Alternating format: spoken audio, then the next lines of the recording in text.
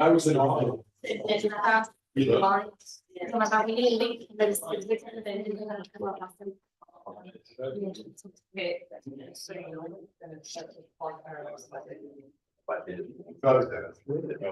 Another tool and I'm willing to do and The hot water. So.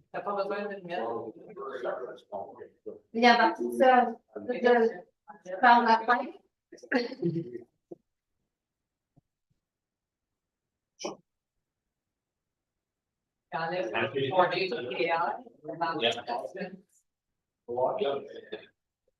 That's one of the biggest problems. Yeah, buyers. That's good. Yes. And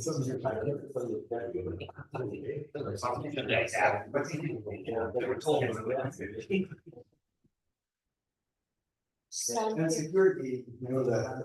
Moi, je c'est voir le public, ça fonctionne pas.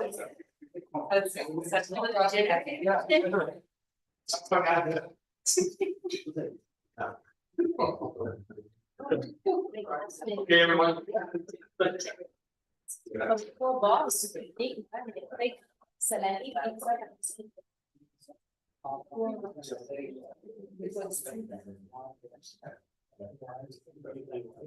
All right, so for anybody that's logged into the live stream, there'll be more to the presentation added to the video. You must have missed a whole great deal of back and forth on the presentation, so we'll make sure that we follow up with information on site. All right, having said that, we're going to go right into the committee as a whole and deal with finance and Councilor Dennison. Okay. First item is a request to amend the purchasing and procurement policy P8. Recommendation is that council approve the amended purchasing and procurement policy P8 authorizing credit card limit of 5,000 to the mayor for municipal travel expenses in accordance with policy T4. Any questions? Yeah. So what's the rationale? Well, I guess more, so in order, I don't know what it is today. So you having a limit? No, so their pool doesn't have a credit card, but with increased amount of travel, we get inconvenience for them to carry the cost of travel. It's personal account. And not only that, in the past, we used to always travel with the CAO, and the CAO isn't always with us. A lot of times,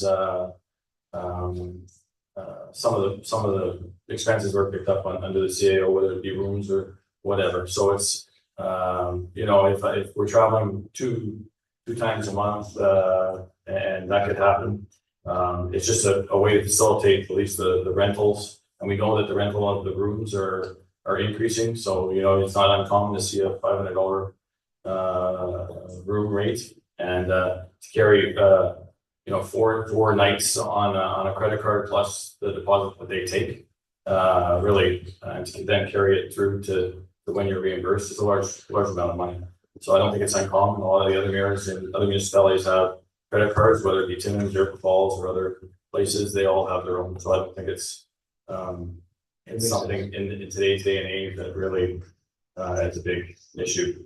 As long as it's tracked and as long as the people who are okaying the travel expenses are doing the same thing, then I don't see what the problem would be. That's pretty common occurrence in for everyone to have corporate cards municipally.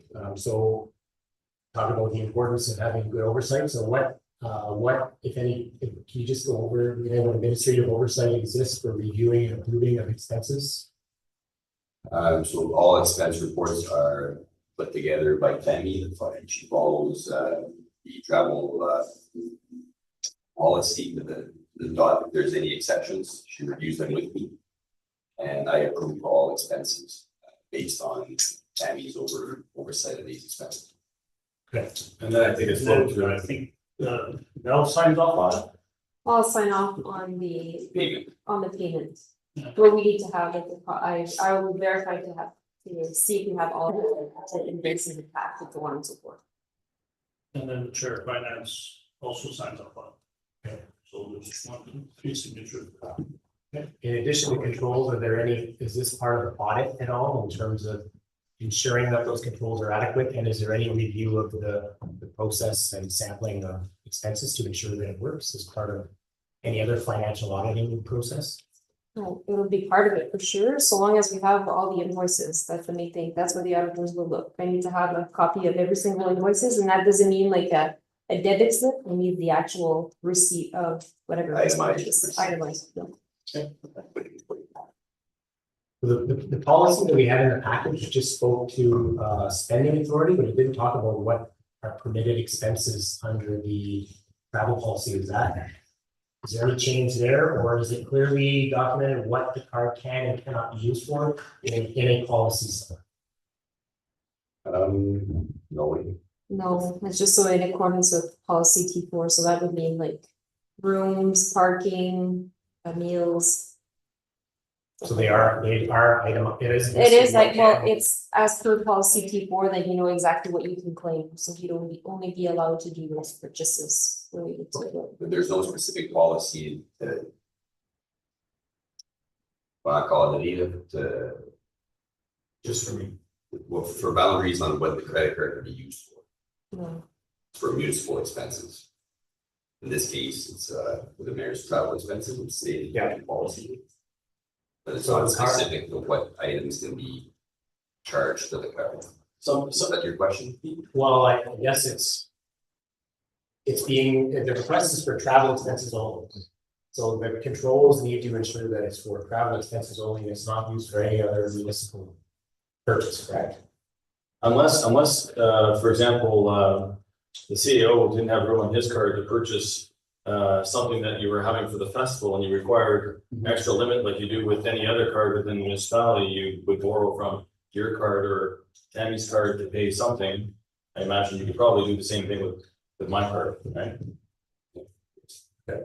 Yeah, in the corporate cards I'm used to, we have a manual that describes what your roles and responsibilities are, like any other program document. What are your roles and responsibilities, what it's allowed to use and what it's allowed to be used on and not used on. Certainly, typically corporate purchasing cards for a company is the one we have at the mill. You can't use to purchase meals. You can use it to purchase operating supplies or those kinds of things, but you can't use it to buy subscription services or other things like that. But there's a guideline that tells you this is what it can be used for, this is not. So I would move that we at least have some document that identifies what are the requirements associated with the use of the card, just so there's clear expectations of what can and cannot be used.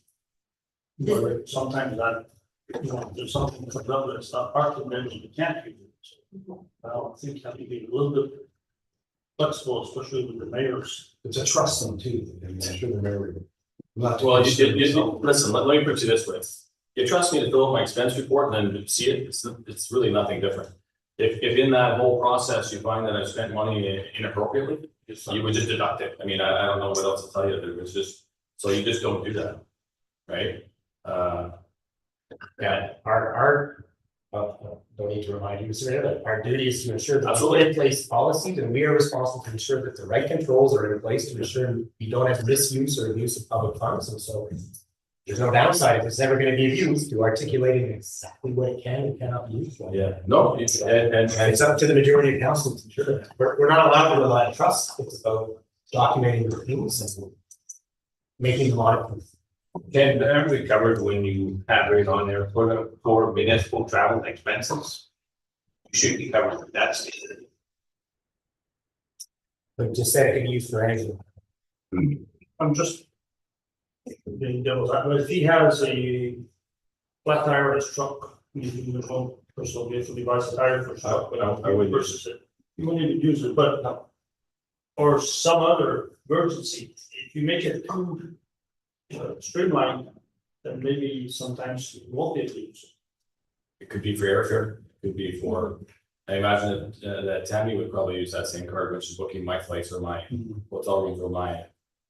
So I don't, But maybe that's what we can do is look at if there's other municipalities that the mayor There is, has a card and if there are guidelines for that.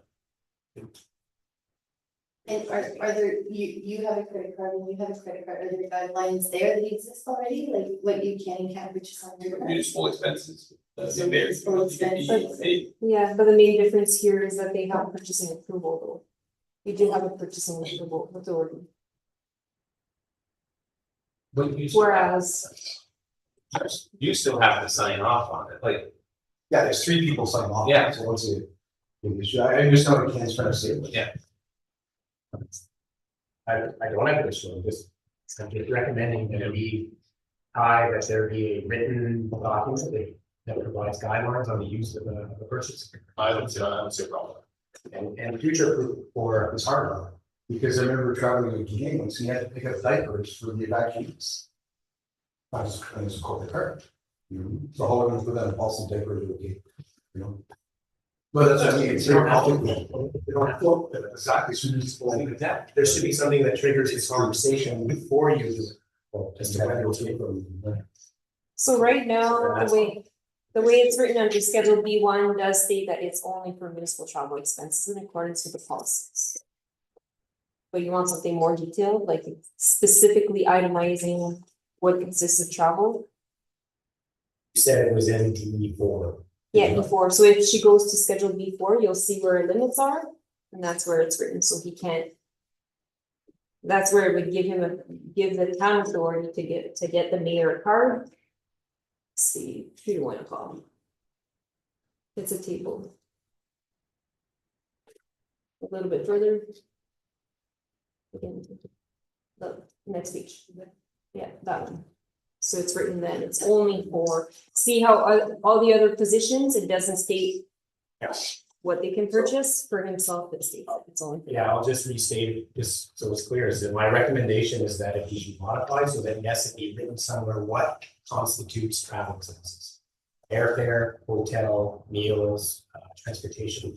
I'm used to seeing that in guideline documents that. But that's not difficult, because that's what it's gonna be used. It's in policy T4, so it wouldn't be hard. Policy T4 tells you exactly what you complain. That's what I. So it references the policy. That's It references the policy. Great. Yeah, That's the case, I don't have. okay, because that's what it says. Okay. For approved municipal travel expenses in accordance with policy T4. It And would those not be are used for anything else. They're listed in policy. Yeah, you have parking, accommodations, Okay. meals. That's That mainly, addresses the core of exactly what. It surely happens. And if I have to buy diapers, I'll check with the diapers. Okay, I'm gonna recommend that we go ahead with that. The next item is for integration, the 2025 Ontario Community Infrastructure Fund allocation, the recommendation to the council of the 2045 Wood CIF allocation. Town of Kapuskasing doesn't have to submit an application in order to receive the funding. However, they do need to provide planning and reporting documents to the government to receive grants. Under the formula-based component, eligible recipients receive an annual allocation notices specifying OCIF funding for the calendar year. May accumulate formula-based grants for up to 5 years to address budget infrastructure programs and are guaranteed to receive $1 million of $100,000 per year. Town has received the following allocations from 2025 to 2022. 2025, 1,025,000. 24, 1,032,000. 2023, 898,000. 2022, 883,000. The size of the grant is determined by the following. Estimated current replacement values for core infrastructure owned by the municipality, including roads, bridges, water, and wastewater. The municipality's economic conditions. The grant is designed to be responsive to local needs and economic conditions in order to ensure that municipalities of greater requirements to replace core infrastructure and more challenging economic conditions receiving proportionally larger grants. The amount of funding per 100,000 of total Core infrastructure is calculated using the infrastructure index. Municipalities with higher infrastructure index receive proportionally larger grant per 100,000 for infrastructure. Eligible capital expenditures under the OCIF include core infrastructure projects such as roads, bridges, water plant, wastewater, and clean sanitary stormwater facilities that are part of an asset plan. Our present strategy is to utilize the OCIF allocation wherever applicable to cover the cost of capital expenditures pertaining to water and sewer that these cannot be financed by operating reserves. Is there anything to add to that? No, or, you know?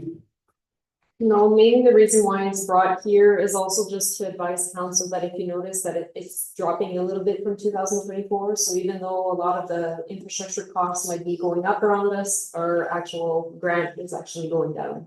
So it's not So based on the values. No, It's one of the factors we see. Yeah.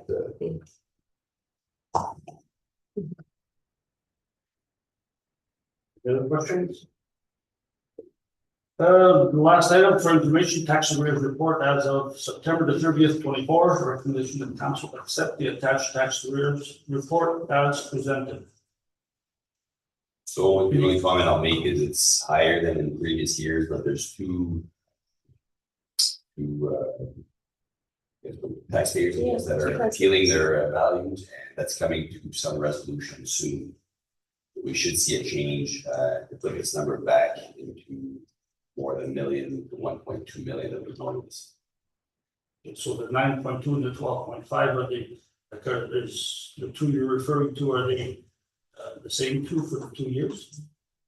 no, I think No, I'm it's- saying that the increase of 12.5% Okay, from about 9% is two appeals that are, so those two appeals were there, will be back to 9%? yes, yeah, Okay, they're large, so, and they're coming to some resolution, so we should see a drop in that. okay.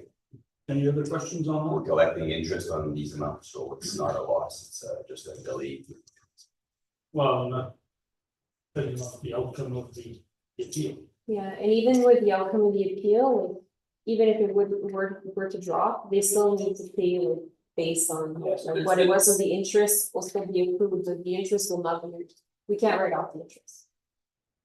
They're So the refusing to interest pay will be- taxes completely based on the wrong assessment.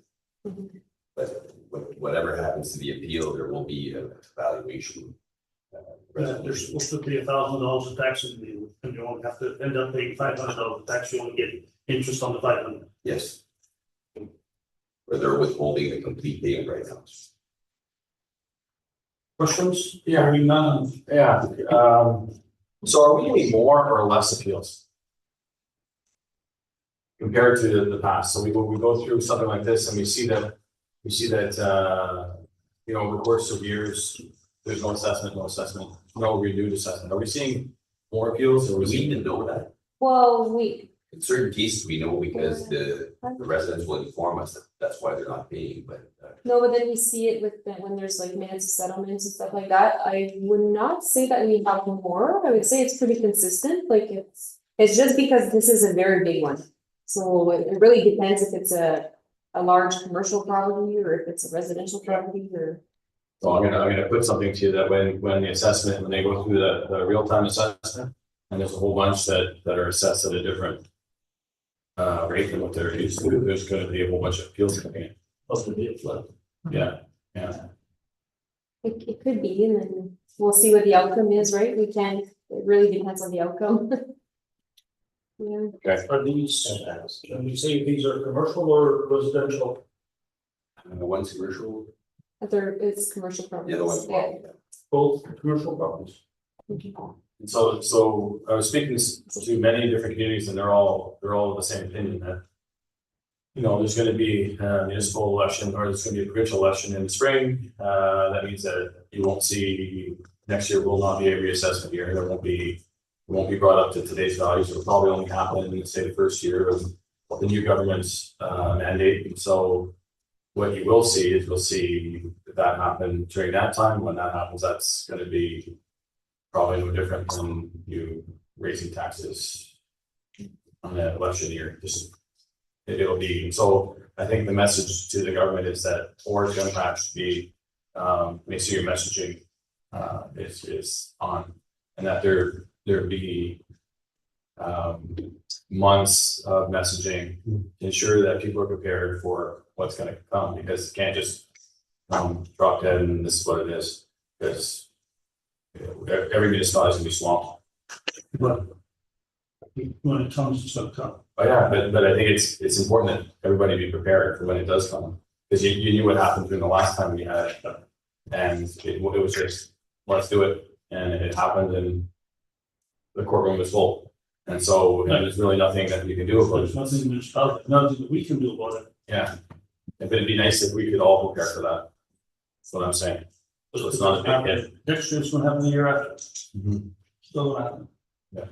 And the longer they wait, the worse it gets. Yeah, okay, the one we know. So that's it for you, Mark. Planning Corp Services, Councilman. One was mayor request review and provide direction and approval to correct a land survey error regarding plan 6R2131 and plan 6R3106. In this one here, it's discrepancy from what we're gathering is on the surveyors. Mr. D. Parody wrote in a letter. Did everyone get a chance to read the letter? And it's a discrepancy on the surveyor part. What do you work on that? John? Or Eli? So I'm not sure how to go with this, Mr. Bennett isn't involved with us tonight, so he may have some things he wants to say, but maybe I'll just clarify what the town's position's been since essentially the beginning of this. There's a recognition by Mr. Department John that there is a discrepancy, so we're not denying the discrepancy. It's 6.3 feet, I think.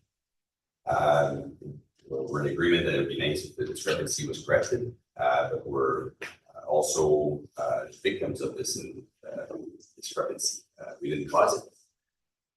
We happen to be neighbors to the properties that want the discrepancy corrected. So the request by Mr. Benetti and I think you're representing Mr. Dequa as well in this matter is that the town takes the lead on correcting the issue. Position's been that why would it be the town? Why would it not be them or somebody else? But we're not responsible for the discrepancy. We don't disagree with the direction if that line moves wherever it ends up. Is where it ends up, but it's there's a number of land issues in this town. We're correcting a number of them through a purchase of some lands from the Green First.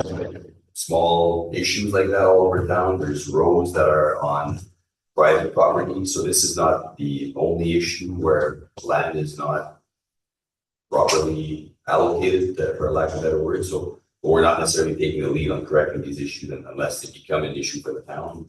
Currently, it is not an issue for the town, so that's been our position. So I guess we're presenting this because the letter was addressed to council.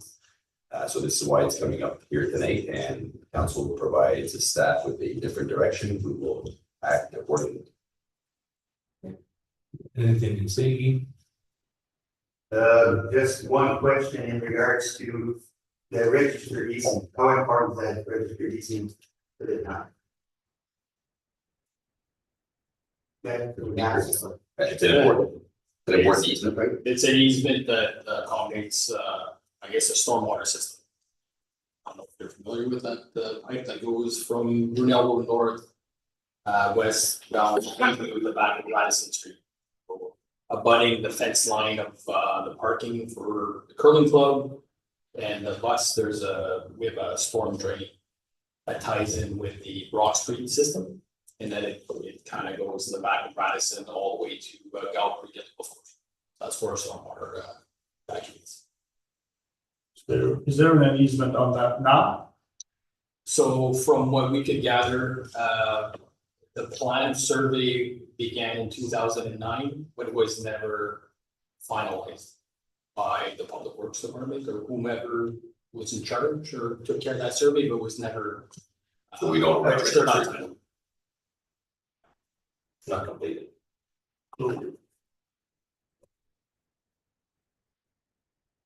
Gotta put this to bed somehow. We need to, I can't speak to that. I would like. I'm not familiar with that project. All I know is I could just speak to the boundaries. It's not as simple as just getting a survey done and changing a boundary line. The surveying techniques back in the early 1900s and 1800s were often with a series of chains and old equipment compasses. Today, there's a lot more accurate equipment to properly identify a property line. It's only through the courts or through the Boundaries Act that you could, by the tribunal, that could actually make a boundary line adjustment if there is a dispute. Simply just saying we're gonna give Severoff, and give you 6.35 or 55, and forget the exact number of feet. May not be a true representation of the discrepancy, because if you look at the concession itself, it's approximately 2,600 feet. The property to the south of La Croix bus line is measured from the south concession north. And meanwhile, the La Croix bus line is measured from the north concession boundary, which is Burnetville Road south. So when you take all of that into consideration, there's actually a 2 to 3 foot discrepancy just on those measurements. So is it really 6.35 feet or is it 2.45 feet? We don't know without a surveyor to properly assess the situation, provide a report. We do have an email from Mr. Seguin of Surveys on Site, but Mr. Seguin was also a proponent who provided a wrong or erroneous survey when consent application B121, which was for Mr. Verdi to sever off that night. So that error has been continuously ongoing since I want to say remember the exact date? The error was made in 73. 73, so between 69 I and sent 73. the survey for your, according to Mr. Saying, the survey. But I guess Mr. Seguin never recognized it was an error. Even with 6Rs 9310, which was a survey that was provided to us by him for consent application B121. So it's how to rectify it. I think it should be through the land registry's office, where it's not county application, we're not surveyors. This issue is not born from the municipality. It was created by a surveyor on the go from Tulsa Road East at Sutcliffe to saying that surveys on site. That issue's been I guess it's been ongoing. It's been continued. If it was the error and it was just well, from one survey to the next. So I think it's not through the town, it would be through the land registry's office. Or to ask them how to rectify a possible error. And that's been our stance. It's been our stance that it's not municipal taxpayers that should be responsible by paying $10,000 to fix an error that they did not create. It's not our fault that these surveyors have been making an error. If there is an error, we're not even sure if they're what the exact error is. who hired the surveyor? That was surveyed. Were they working for the municipality? It was Paulson Roadie back in 73. I don't know Paulson Roadie. Who were they working for? I can't speak to that consent. I don't know. It's a historical book. Like I have books from the Cochrane District Land Registry's office. They provide you with northings and eastings of concession lines of how we measure that plot of land. It was not actually a physical survey at that time. The first survey is when they severed off the property for the school for CPJ land, that whole concession lot, which was 2161, I believe, which is the same plot of land in the arena, the fire hall, the school, Radisson subdivision. That was all part of that one big plot. That's when there's a discrepancy, as I showed Bruce this morning. There was one plan, 1179, which shows, Nick's driving that property as being short 6 point some feet, and all of a sudden in 1973, a new map was made. And that was the Quad bus line that was short 6 point some, so that boundary in between them shifted over, what we say, 6 feet. Well, who's correct? Is it the map from 69? Is it the one from 63? Is it the plan of subdivision 353 CC, which created Radisson and Murray Street? We don't know which one. We're not the surveying, we're not the land registry's office. So to simply just say, pay $10,000 to give 6.35 feet by the length of that concession back, we don't even know if that's correct. And I think it would be irresponsible of us just to say, we're gonna pay that just to satisfy. See, an argument, it's not argument, it's just, we don't know. We just don't know. And so with that many errors, how can we even trust whatever survey you're gonna get?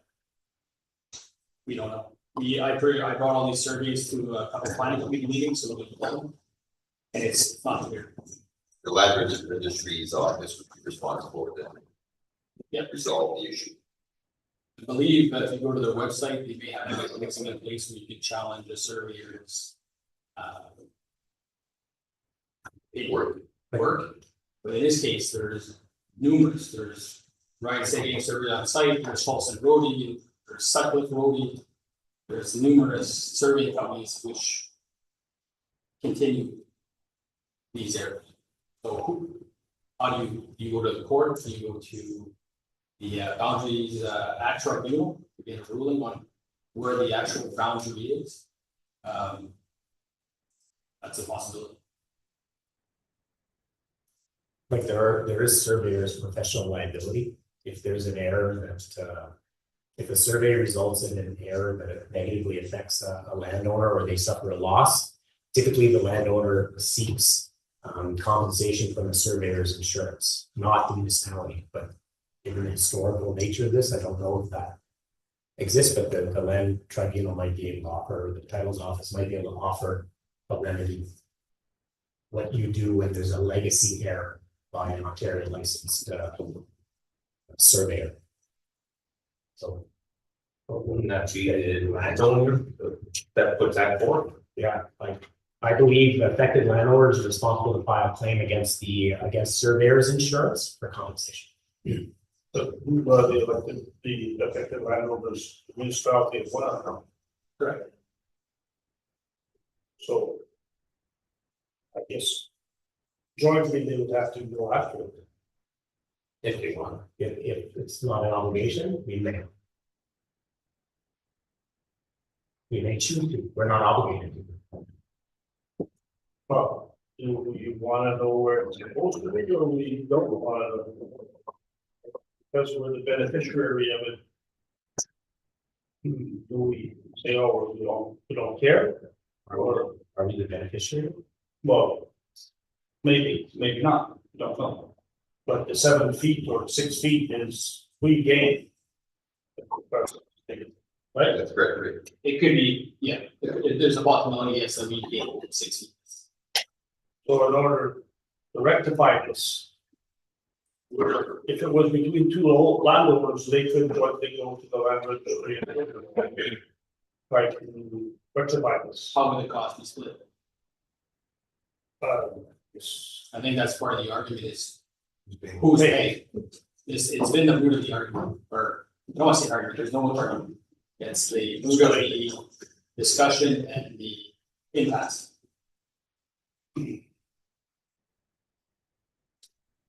So if the landowner was to move that fence 6 feet. Well, I guess probably would not be able to do it. Like as far as rates. Or That's a solicitor's question to answer. I can't answer them. If somebody moves a fence, it's water. That's two different issues. Right now, it's just a surveying itself. Right. And the pipe in the ground is a different issue. That's not going to both together. What's up in the pipe in the ground? Well, The easement that we want to start again. So it's two different issues. So, Yeah, the pipe, the easement is another, is a totally different issue. Yeah. And we need that. Well, he's saying that it may be ours and not ours. No, but we need the easement. Well, not if it's But on it's our not, property. no, but the easement is not only on this 7 feet. Correct? Correct. So we definitely need an easement on their property.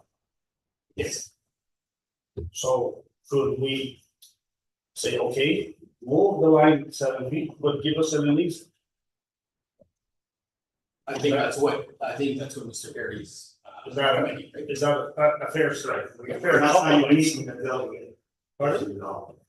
We're not signing an easement until we get this resolved. And to start off with, when that first property was severed back in 1948. You know, was there, one of the first lots, it was 416 feet. And it was subdivided, so 208, 208, and now it's down to 201. So at the beginning of it all, it was 208 feet. And now it's down to 201. So, Something to some. like I said, whether it started from Brunel Road South or Burnettville Road, wherever you're coming from, but that piece of property, whether it's sitting there or there, it's still 208 feet. We got down to 201 at one point. The two issues, it's two different issues, But that's right, we're talking, but can we combine the two and make a settlement? Well, and There's still a cost to it, right? Yeah. So we need But that direction of council. If the 7 feet wasn't in question, there's still a cost to get the easement. Did you reach out to the land titles office? you cannot reach that land title's office. At home. Okay, because I mean, Everything, all the maps that John has now, I end up hiring somebody to print them out for me. I pay for those maps. We had one. I think that's very- Like I was helping John to show him all the different maps from the 1948 and 1848, all the way up, all the different surveys in the beginning. yeah, but I'm saying, what Ken suggested was reaching out to the land registrar's office to try and settle it. Through their office.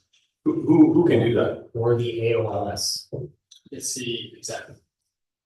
The Association of Airline Service. If you go to their question and answer section, it tells you if there's a dispute between surveyors, what your options are. You can go to the boundaries tribunal, how you can go to see a judge to clarify where the boundary actually was. So there's no peak to that. No, not from the. I mean, that would be a start, I would think. Yep. All right. But it still doesn't. Because you don't know it, right? Once you go down that road. So the question of the easement. That we also need. Probably confirm that there is an issue. But Solve one first. And where they should. Solve one first. So we got it. or solve both of them together, Confirm on one. just eat the 10,000 and have it an easement. But then what happens with all the other issues around town? Who pays all that? Do we need? Taxpayers? Do we need an easement to all You that? guarantee you will if we start settling with one. Who's gonna pay it? It goes through the registry. I mean, it's a good first step anyway. He will be right back here though, confirming that there's an issue. And where it originated though. Oh. And Will they confirm that? And even if he did, that would resolve the fact that currently the drawings are showing like this, right? But not doing anything doesn't settle the easement. Right? No, but It doesn't give the municipality an easement, and doesn't give them any property. No, we're back exactly where we are. We don't have an easement, we can't go work on that land. Right? Normally, an easement is to protect the infrastructure that's located below ground, so you not be able to build over top of that easement. So that's how we get we protect our assets. So that pipe stays free and clear of any type of construction. So we're, It's always in the favor of the person who has the easement on somebody else's property. So the easement's in our favor.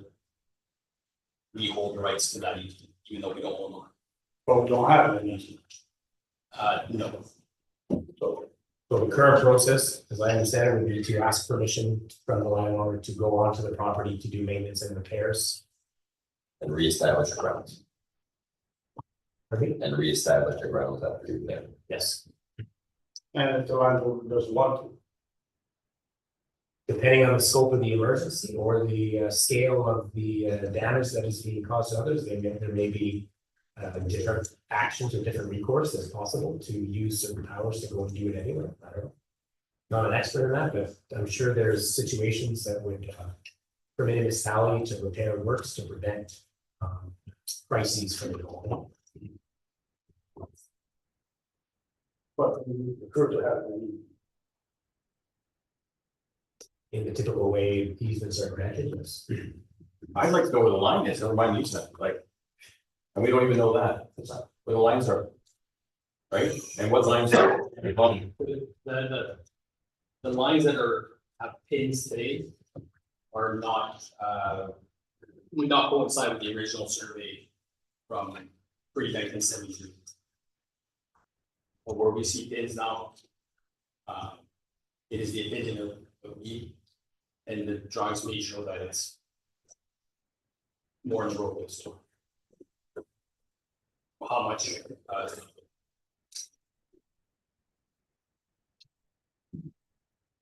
We feel we take the lead of resolving it, that's the direction from council, we have not done that so far.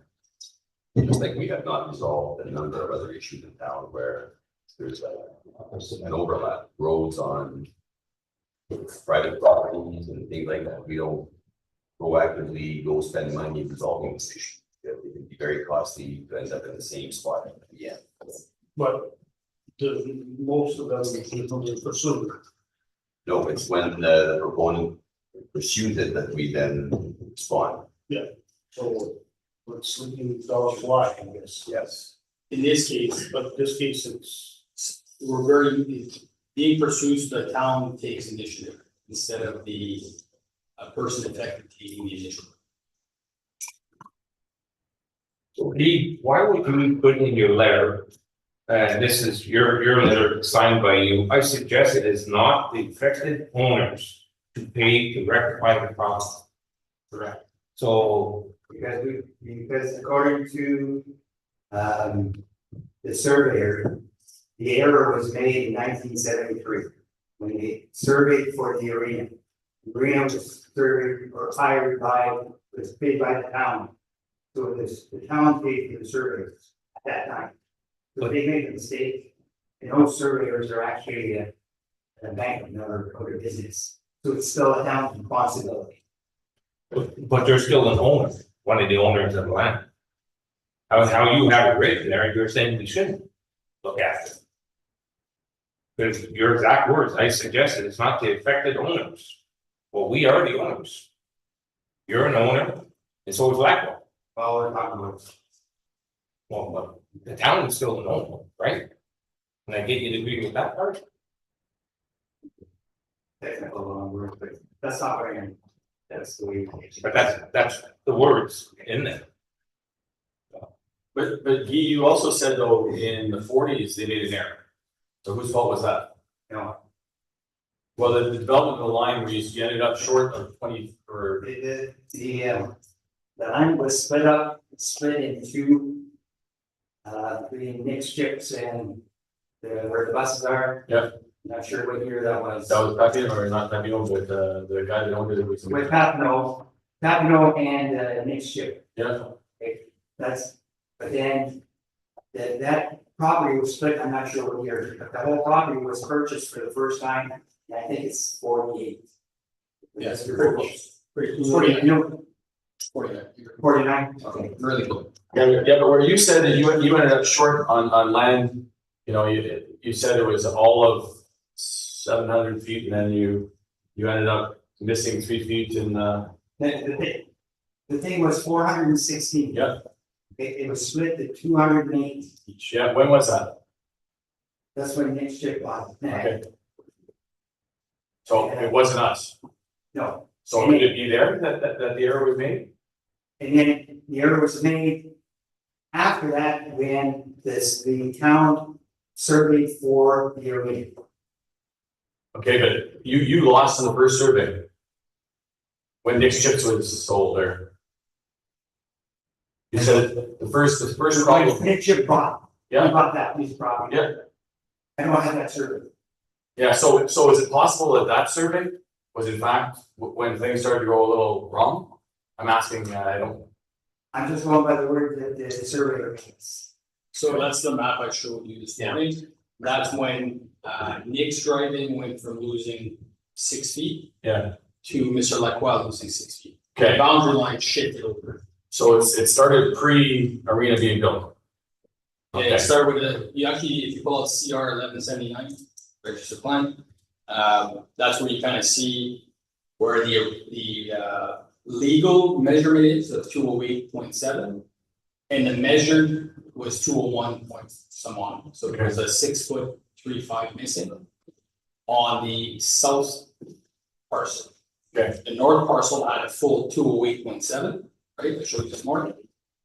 When Nick's driving did that survey, that boundary shifted over 6.35 feet. They got their full 208.7. And the other one showed 201. So their lines have been shifting for 60 years. Yeah. And we don't really know where the true boundary is.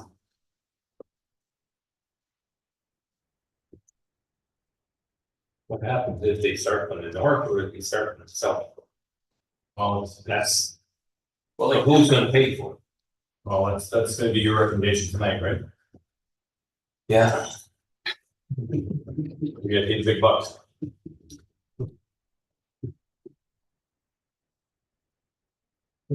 Recommendation and pull it out again. That was a discussion. Cause we found all the maps and everything, the surveying maps and everything like that, and it's so confusing, but it's not the town that actually is at fault. It's your surveying companies, and surveying companies are responsible, so like when I just did my own survey. For example, well, if there's a discrepancy, I don't go after the town for it. You paid it.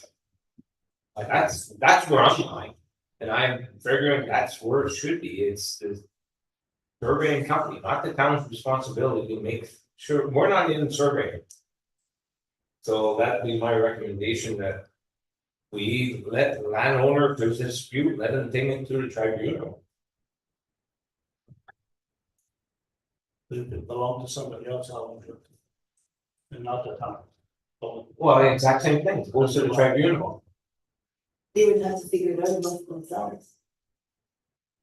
because I'm saying, what happens if there's 20 situations like this, and there's all kinds of situations like that in Cap. Just because we need an easement, it doesn't say we have to start paying everyone, because if we do, it sets precedence. Once you do that, you're on hook for everyone, are you willing to do that? Because the process hasn't been completed. We can put a note there, I second my recommendation. So that's your recommendation? That's correct. Everybody's clear on that? Okay, Director of Service Emergency Management, Council Mona. Thank you, Mr. Mayor. First item on the agenda is to receive a presentation from the Kapuskasing Fire Department 2023 annual report presented by Fire Chief and General Manager of Protective Services, Mr. Beauchamp.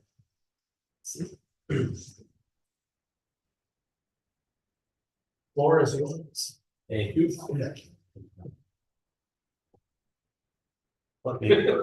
Goodness. I will do the annual presentation, so bear with me. Okay, thanks a lot. So this is the 2023 Kapuskasing Fire Department annual report. you will see a lot of information through the report that probably a lot of stuff will be new for you. And I will be ready to answer all the questions at any time. So the population is based on Stat Canada, which is 7,092 people. Okay, you see 8,000 everywhere, but based on Stat Canada, it's 7,000. Population density, which is 822 people per square K, it's for the urban zone. So we use these numbers for fire prevention action. Okay, so the urban zone is 8.63 K, and total territory it's 86 square K. So here it's important. We have low risk and medium risk. We have 2,859 buildings, which mostly are residential buildings. And we have 298 buildings, which are Arrears, which we base all the low risk inspection based on the low spend and money risk. So you will see numbers further down.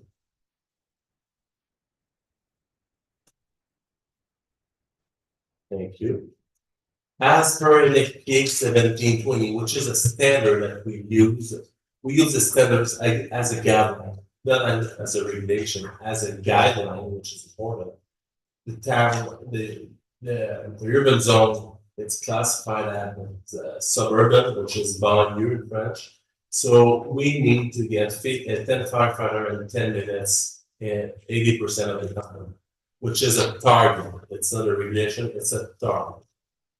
Okay, so I have to plan action in order to not meet, but to work towards this standard. Yeah. As per the same standard, we are a combination fire department, which we have full-time and volunteer fire department, which that changed some response time, that changed some organization criteria. So one thing that you need to know, an annual report is a photo au 31 décembre de l'année.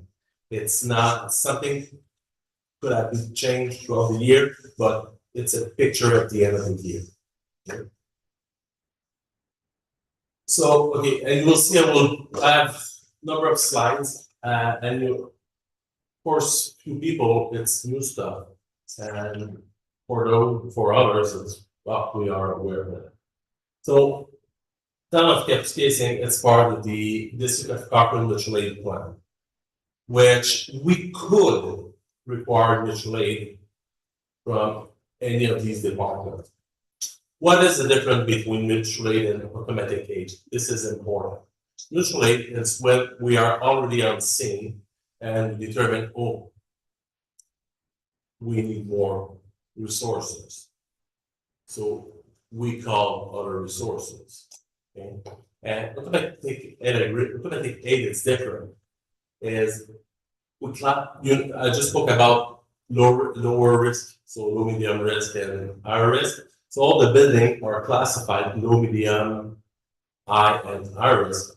And normally for high risk building, right from the get-go, we requested automatic aid from other departments. Right from the get-go. Okay. As an example, I say all the time, for that, it's not with only 15 firefighters that we will be able to put out. Just the evacuation will be so. Federal in Cap or in Ottawa need a lot of people, a lot of firefighters. Okay, so it's why department are getting automatic aid agreement for those type of calls.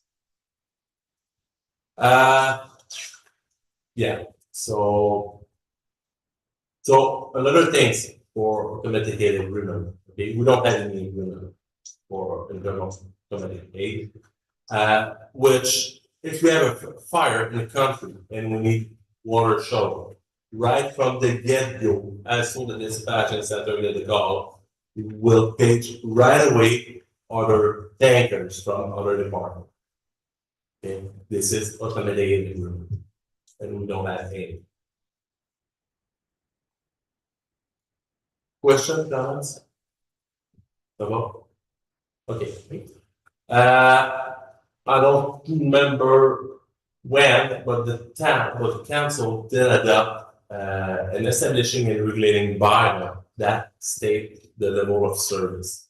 Donc, le niveau de service offert à la population est déterminé par vous, les membres du conseil. Okay? This is very important. It's not me, it's not the province, it's you. Unless you determine a level of service that will jeopardize fire safety of the population. Okay. One quick thing, okay, and I like singing. I have 3 lines of authority. J'ai 3 patrons. On a daily basis, I have received. On strategic decision, I have you, council as a whole. And also, I have to directly the province. So if council did adopt a decision that will jeopardize fire safety, I have the power to say no, because I respond directly to the province. It's like other step position that we have in the organization. So as an example, this bylaw, okay, we provide fire prevention, combat d'incendie, aircraft response at the airport. Matière dangereuse, so hazmat response. This is a good example. We just heard a presentation from exactly about radioactivity. We're equipped.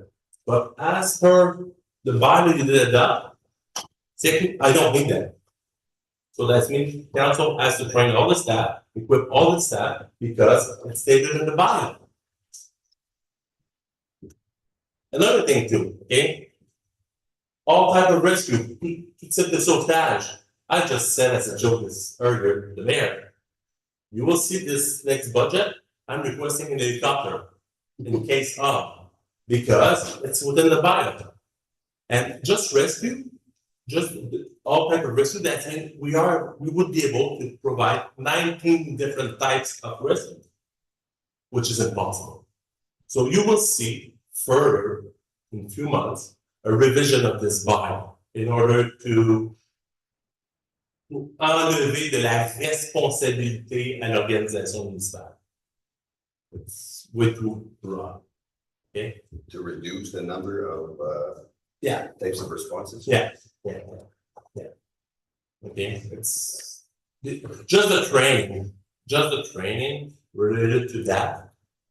All volunteers will work countless hours. Who's gonna pay for that? So I have to reduce that because it's impossible to do all the time, all the time risk. Okay, as 31 décembre 2023, that was a constitutional department. You know, 1 chief, 3 captain, 1 lieutenant, 4 full-time, 3 relief, so numéral relief, and 20 volunteers as December 31st.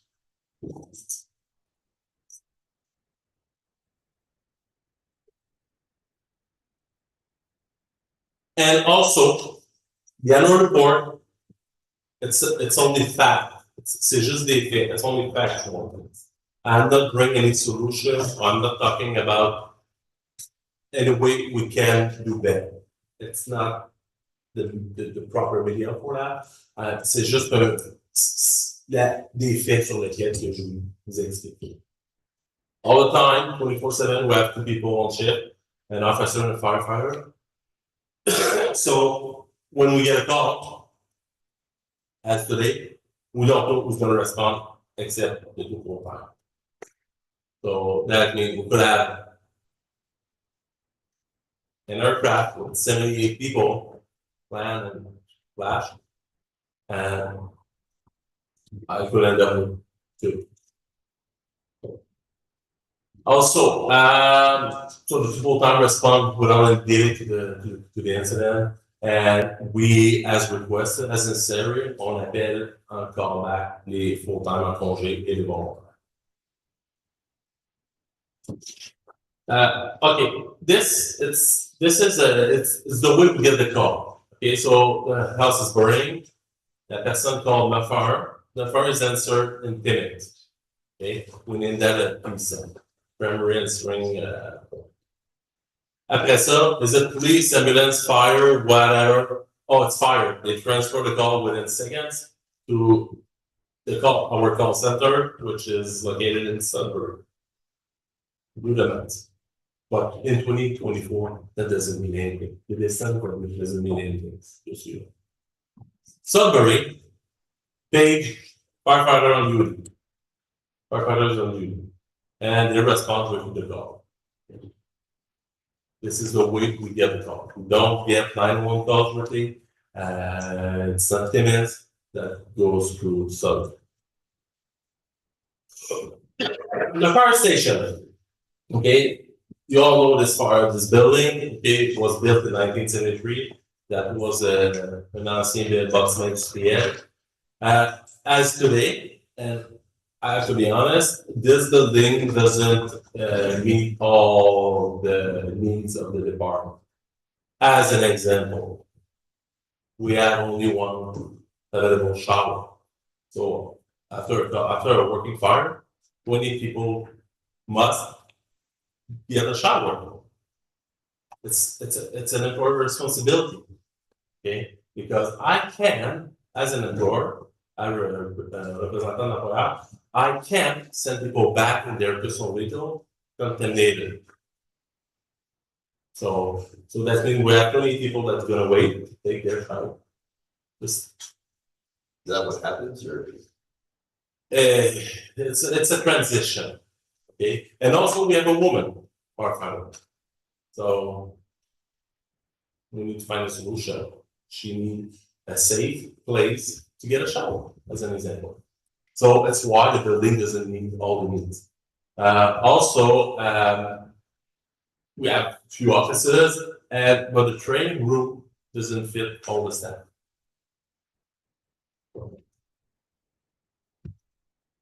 This is the org chart, l'organigramme. Si on regarde, si les gens qui se rapportent à moi, j'ai 4 capitaines, 3 capitaines de lieutenant, j'ai un coordonnateur en santé et sécurité au travail pour M. Mercier et j'ai 2 brigadiers scolaires. Donc, c'est l'organisation qu'on a. Rapidement, ça, c'est le personnel à temps plein 2023, 31 décembre. Autant les pompiers à temps plein, volontaires, et sur le général et oui. L'âge moyen est de 40 ans. Par contre, l'expérience moyenne est très basse, 7 ans, 3 mois. C'est très bas pour un service d'incendie d'avoir une expérience de 7 ans. Normalement, on voit 12, 15 ans, mais là, 7 ans, c'est plus long. Ici, it's the turnover rate. Full time for 2023, we have 12.5% turnover rate. C'est parce qu'on avait des retraites. That it's okay. Volunteer firefighter, we had as December 31st, 14.3%. That's in every 7 years we did replace all the staff. And firefighter, even volunteer, they are really expensive. Okay, so when we have a turnover rate more than 10%, we need to find why, and we need to apply the solution. What's the S and the R besides the volunteer things? Relief, surnuméraire, relief, firefighter. And then the S? Surnuméraire, it's the French version. Okay.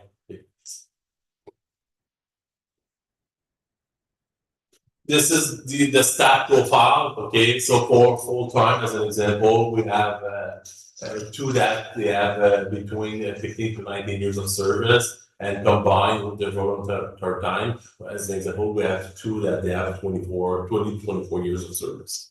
That shows some experience that we have. And we have the same for volunteer, okay, which is the other slide. And as an example, on a 12 pompiers qui ont 0 et 4 ans d'expérience. Donc, ça démontre qu'on a des gens qui débutent la carrière. Et we have an example, only 3 that they are between 55 and 64 years old. So normally we have more people in 50s than. Okay, that was HR. Before that, that was administration. Now we're going to talk about fire prevention. Fire prevention, it's linked with all the rest. Fire prevention, it's linked with health and safety. Fire prevention, it's linked with training. Fire prevention, it's linked with emergency response.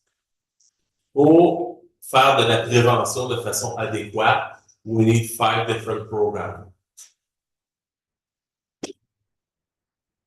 Le premier, it's incident analysis / fire investigation and adoption revision of municipal bylaw.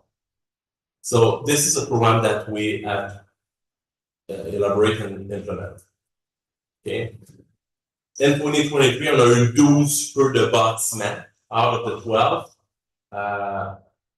Only 1 was properly investigated.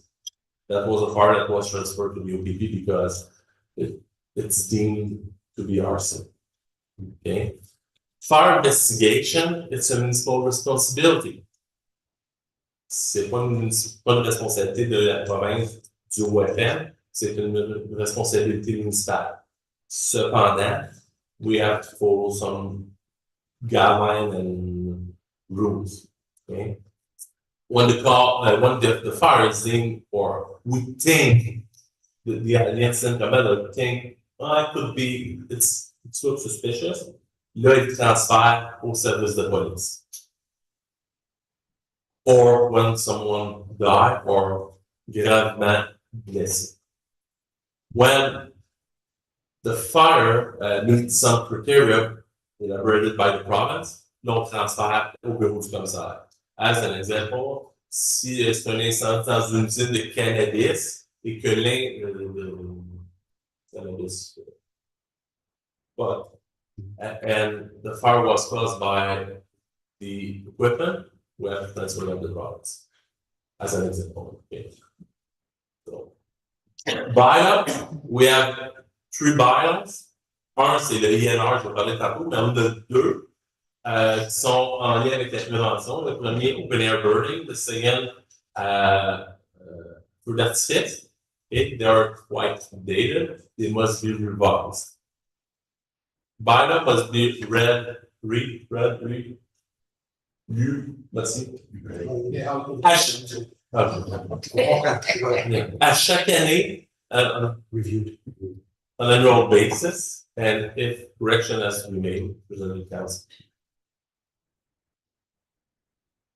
The deuxième programme, which is probably one of the most important, okay? I said probably, it's not, all 5 programs are very important, but this one, it's make the difference. It's low and medium risk inspection.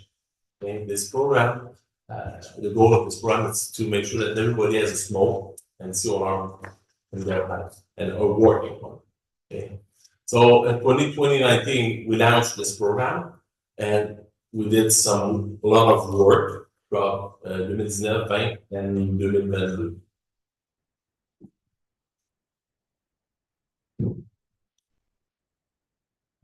The objective is to do fire inspection de façon continue.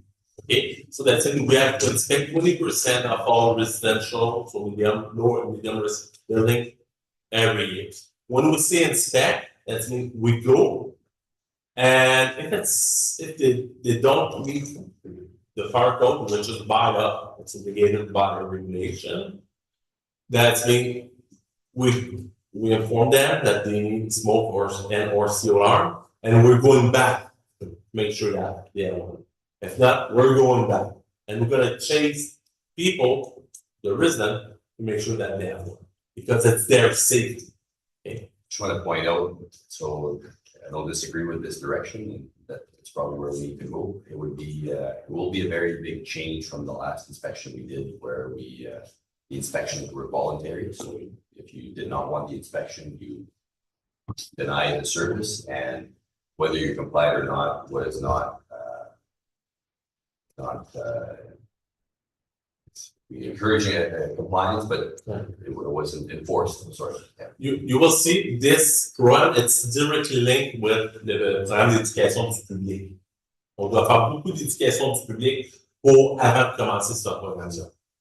One, it's linked with the other. It's not, we do this and no, they are directly linked. Actually, OK, en 2023, on a fait 35 inspections. Et les taux de conformité après la première inspection, deuxième et troisième, this data wasn't captured. Donc, là ici, it's simple. Okay, so it's a way to do analysis comme en comparaison d'un service d'incendie à un autre. Doesn't matter the size. Okay, doesn't matter. So we have an average of 3.88 fire per 3.88. It's quite complicated. And if the rate is above 1%, 1.0, that means we're having an issue here.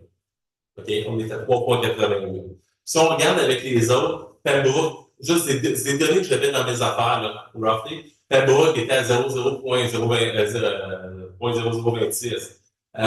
Smithsonian 0.099. Timmins 0.01. On était à 3.88. On est très élevé, on n'a fait pas d'inspection. On a fait 35 en 2023. 35. Okay. That means this is why the number is wide. Okay. The third program, which is our risk inspection. So all the other type of building must be inspected. And it's not the same type of inspection.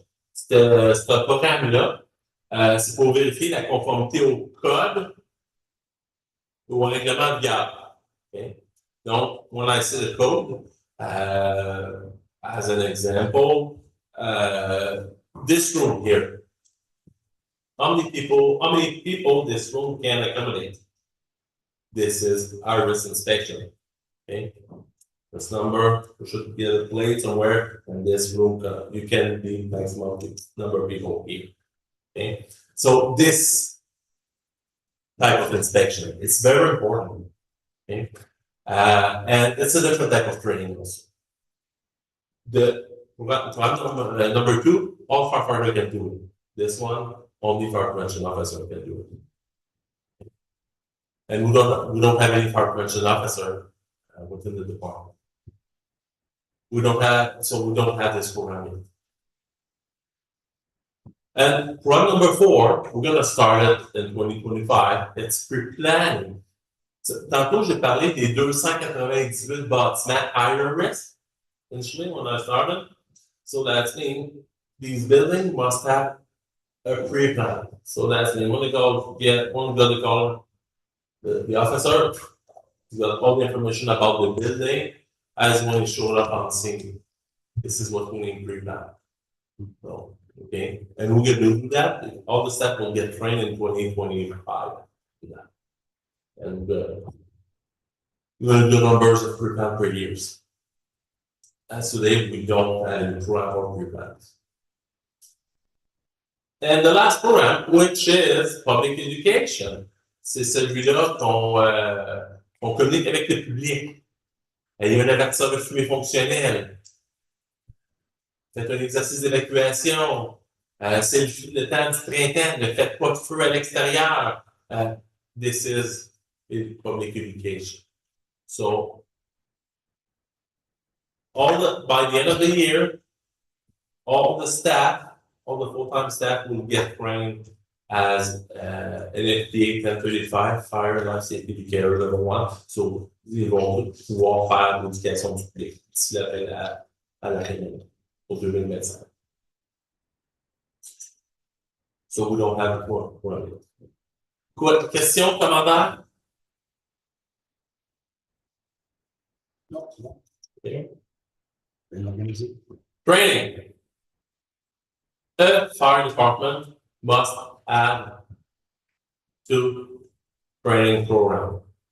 Le premier, formation initiale de base, which is, remember I spoke to you about the level of service? But this level of service needs skills and knowledge, so training. So this is what we need for service. So in order to fight fire, firefighter needs this, as an example. So this is pre-service. But a fire department must have un autre programme de formation qui est le skills maintenance. Donc, tu maintiens, you're practicing what we learned in the pre-service. Depuis le 1er juillet 2022, tous les pompiers doivent être certifiés. Il y a des grandfathering clauses, okay? Mais tous ceux qui sont embauchés doivent être certifiés. Et l'autre élément que je veux apporter qui est encore plus important, la formation est obligatoire pour les pompiers depuis la fin des années 70, des années 70. Même si on a eu le règlement sur la certification qui est en vigueur depuis le 1er juillet 2022, la formation est obligatoire depuis 40 ans. Well, there's no grandfather. Pour la formation, non. Même si les gens ont une reconnaissance avec un grandfathering, l'employeur doit s'assurer que les gens ont pareil des connaissances et des habiletés, skills and knowledge to do their job. They don't have to challenge any test at the end, but we have to make sure that they have what is required. Okay. So, en 2023, il y a eu 14 séances de formation combined, skills maintenance et pre-service, et 60 heures de formation. On voit les sujets à droite qui ont été dispensés. À droite, c'est skills maintenance, puis à gauche, le petit tableau en blanc, c'est formation pre-service. Lorsqu'on parle de certification, j'ai parlé d'un règlement sur la certification, for certification regulation. As today, we have 5 firefighters that they are certified firefighter 1 in hazmat operation. We have 6 that are certified firefighter level 2, 8 matière dangereuse d'opération, and none pump operator, and none là, sur l'échelle indienne.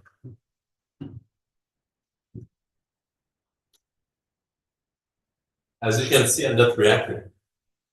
Alors, I'm not here to find proposed solution or it's only fact, that's it. Ça ici, c'est les résultats en tout de la reconnaissance des équipes sur grandfathering qui a été lancé en 2013 et du Legacy Program. Donc, we just got answers 3 weeks ago. So that doesn't mean that we meet the health and safety in terms of skills and knowledge, but regarding the certification regulation, 17%, 17 pompiers rencontrent les exigences du règlement pour pompier 1, 17 pompiers pour pompier 2, 6 pompiers pour officier 1, et ainsi de suite. But that doesn't mean skills and knowledge are required. Okay? Parce que ce sont des activités principalement administratives qui ont été terminées. Donc, en respect to the certification regulation, we meet the regulation for les officiers at 56%, pompiers à 72%, matière dangereuse à 25%, opérateurs de pompe à 0%, les incarcérations à 56%. Ici, je veux juste faire un élément important, un point important. All working fire, they are hazmat incident because they are an IDH environment, which everyone must be trained as hazmat operation with. Another example that I give all the time is We saw OPP working, and they have a gun. So that means they are certified to use their gun. Our gun fire, it's a pumper. That means none of my staff are certified to use a pumper.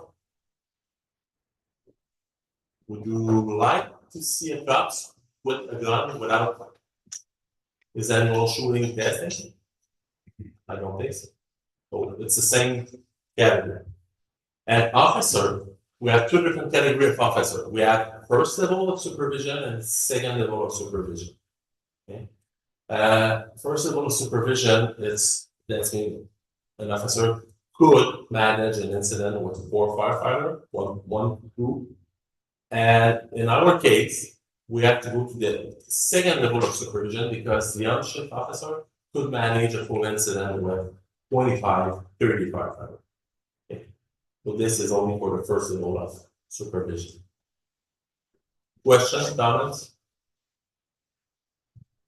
In terms of driver license, les permis de conduire, 77% de tous les membres du service au 31 décembre avaient un permis de conduire de classe DZ.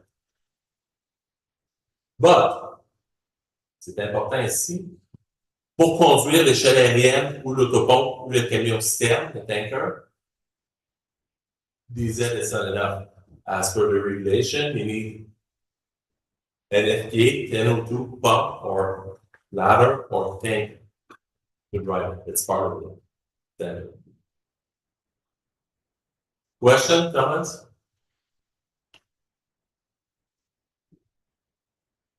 Okay, emergency response. This is probably more funny. It's numbers. So, what do we do? So, on répond sur des feux de bâtiment, des feux d'air, whatever. Just look at the picture, it's what we're doing. Okay. So, it's small, but I know the start par cœur. En 2023, il y a eu 12 feux de bâtiment. In 2022, 11 structure fire. Okay, so and you will see if you go through last 5 years, it's the same numbers. What am I? Tout always the same. You will rarely will see a spike. Okay, unless we have a huge windstorm, but you isolate that from the stats, and you'll see it's all the same. Okay. Une chose aussi que je veux différencier qui est très important, les assistances aux paramédics et les interventions médicales. It's two different things. Okay? Les interventions, les assistances aux paramédics, okay? It's when the paramedic needs support to do something, let assist or CPR or whatever. Okay? This is assistance aux paramédics. If they are not available and we're called and we're responding first and we're doing either assessment or doing care, this is a medical response. It's two different things. Okay. And adding full time or not, we will do assistance of paramedic. That doesn't mean that's nothing with the whole structure. It's like that everywhere from the products. Okay. Here it's incident on the left side, parmi les interventions par mois. That means the busiest month was May 2023. Par jour de la semaine, la journée la plus occupée le mercredi en moyenne. Okay. Par groupe d'heures, as an example, en 23 heures and 7 in the morning, that represents 14% of the call. Okay, during night when people sleep. And the afternoon, so the morning, 7 at 1 o'clock, it's 49, it's 37% of the call. And you can see on the chart. La durée moyenne la durée des interventions, on a 77% of the call that lasts less than an hour. La durée moyenne de l'intervention, c'est 47 minutes environ. And a med call. I'm not talking, just a med call, I'm not talking a cardiac assistance. A med call, here we did twice, we did respond to 2 med calls, 44 minutes. But that is because the ambulance was away. A regular med call, the duration is between 17 to 21 minutes. Et c'est vrai, un med call pour les pompiers, c'est vraiment court parce que les pompiers sont là que pour une assistance immédiate. Aussitôt que les paramédics arrivent, ils prennent charge, ils take over. Okay, we're done. Okay. This is it's a number of calls per shift. Les incidents, la ville a été répartie par secteur. Mon collègue à ma gauche a divisé les secteurs de la ville selon ses connaissances. J'ai expliqué, j'ai apprécié. Donc, le nombre d'appels par secteur. Donc, as an example, here, sector 4 is the busiest sector, the busiest area. Okay. You will ask, why sector were divided like that? Les années de construction, les types de construction, l'année de la fondation de la ville, c'était des différentes municipalités qui ont été fusionnées. Mais ça, j'ai bien écouté la leçon. C'est pour ça qu'on en est venu comme ça.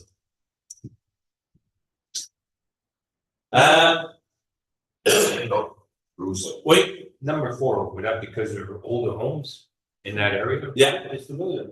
it's here. Yeah. It's here. It's wild. Area in here. Yeah, it's wild. That's the oldest part of it. The old area, yeah. Yeah, it's wild. It's the most recent. Oh, no, the main reason like that. Like the electrical system. Yeah. You know, Okay, John, you've got the mill yard in there, right? Number 4? Yeah, so the mill and the mill yard and old Kapuskasing. the meal, it's 1 to 5 calls per year. 1 to 5. 1 to 5. C'est en moyenne entre 1 à 5 appels par année.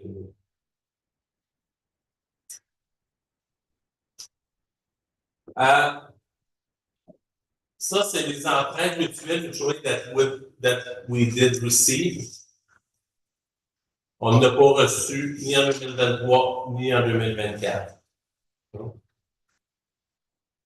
Ça, c'est les feux de bâtiment, les feux majeurs. Juste, Denis, est-ce que tu peux juste reculer un petit peu? Encore. OK.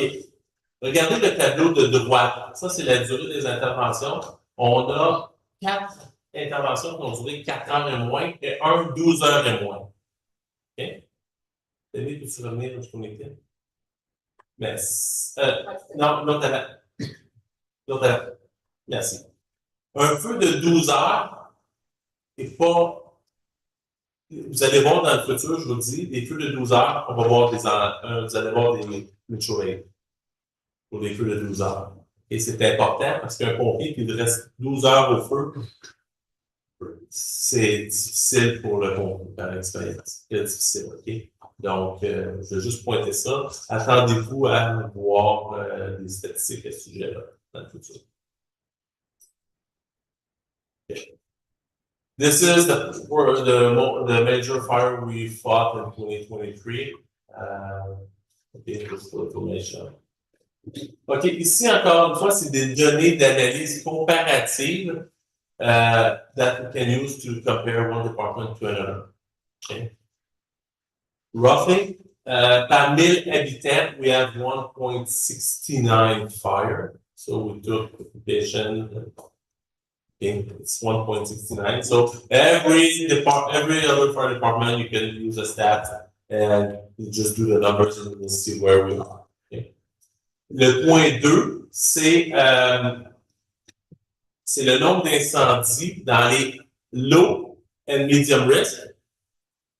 Divide by 1,000 low and medium risk.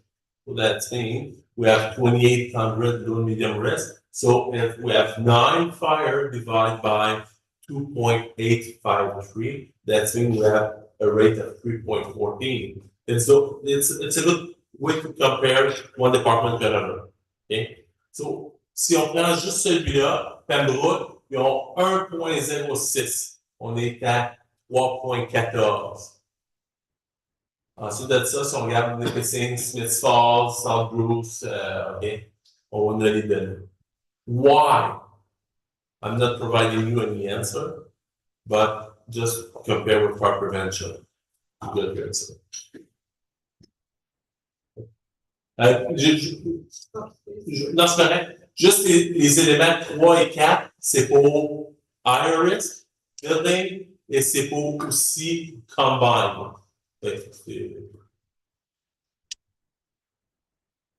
Here, it's a attendance stats. Okay, so that doesn't mean stats were there. Remember, I said 10 firefighters in 10 minutes, 80%. Not because you see large number of people or that we get these people within the time frame. Okay, that doesn't mean anything. So it's the stat you will see. Okay, and on the right side, c'est le nombre de pompiers à temps plein en congé qui ont répondu sur les appels.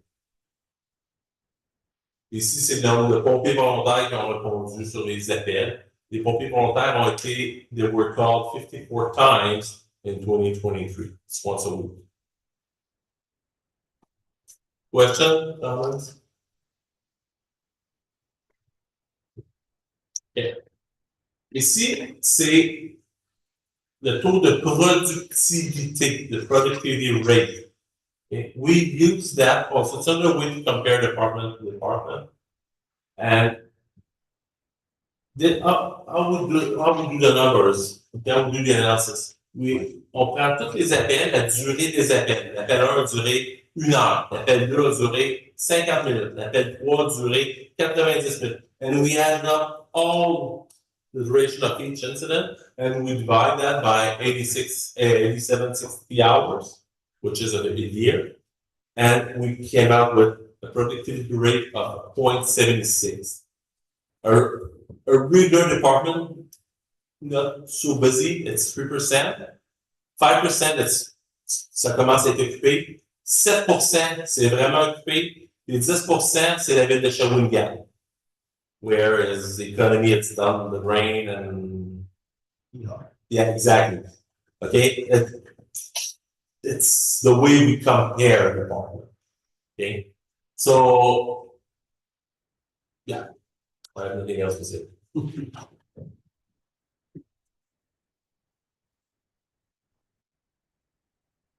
Here, it's again, I'm using NFPA 1720, which is a standard that we use as, I would say, as a target in terms of response, in terms of benchmark.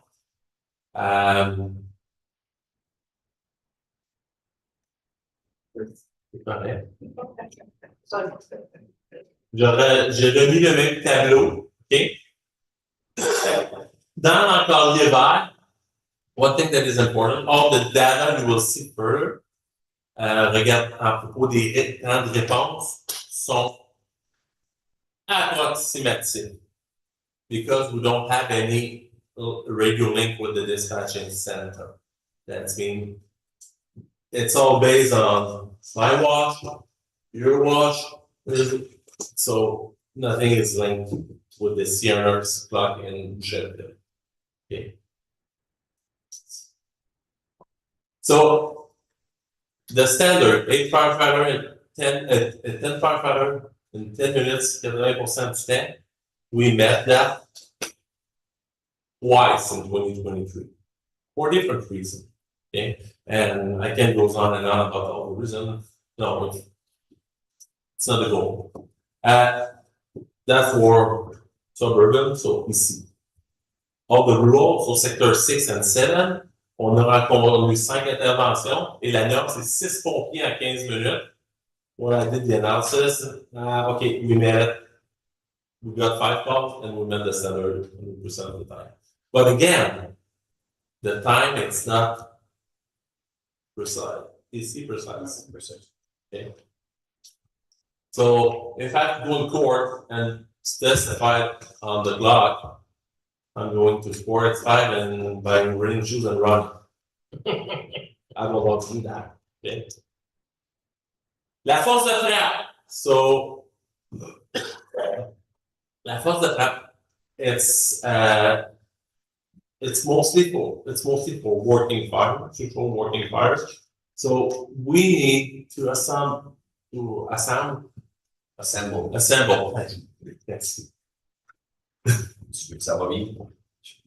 You're doing really well. Yeah, thank you. Sure. Then my son, listen. That, so a department must assemble 4 firefighters on scene before to start operation. This came from a court decision in 2003. That, I'm not talking about staffing level at all. I'm talking about structure, which is 2 different things. Okay. How are we going to do that? I don't know, because that's the day we don't do it. We don't do it at all. Okay. People respond to their personal vehicle on scene and this. We don't do it. Okay. But we must have all the staff coming as a group. Okay. Yeah. That's it. Yes. Why would that be? Health and safety. Wouldn't it take up more time? That's a good question. Your CEO asked me the same question. Yeah, long debate about that. Yes. Okay. When you see the curve of fire progression, okay, that doesn't change anything. We're there in 4 minutes or 6 minutes. Okay, in 2 days with all the stuff that we have here. Okay, it's all built on fuel. Okay, it's all fuel. Just look, what's that? What's this? It's all fuel.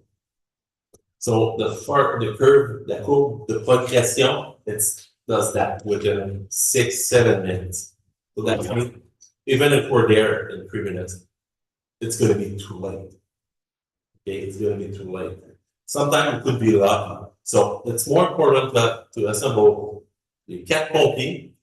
Eux, ils vont intervenir de façon sécuritaire because if not, I'm in charge of these people and I'm liable for it if they are injured. Yes, the risk is that early responders that would show up on their own Do freelancing. they might start responding in an unsafe fashion, so they need to wait for the trucks, their equipment, and support before they engage. And the other thing too, we're very fortunate, I have to say that, we have an incident commander on shift.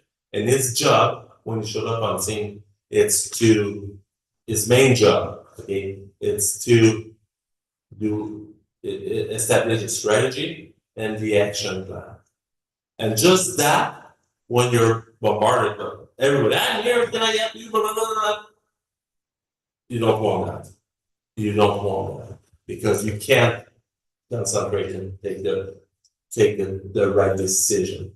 And that's a matter must know building structure, chemistry about fire, water supply. That's mean we're talking about flow and resistance, but you must know it. Okay, you must understand the weight of snow. You must understand the temperature, the forecast. So it's more than just it's a fire. Put red stuff on red stuff. It's more than that. Okay, the job of the incident commander it's quite complicated, and I'm teaching him. So it's why I know what I'm talking about. I hope so. You know what you're talking about. I hope so. So it's quite complicated. Okay, and all the full-time staff will get through that in 2025. Okay, so yeah. And the other thing that you mentioned the other day is you might see a couple that show up on scene before the actual firefighters on shift, but really they can't do anything until the firefighters on shift show up. No.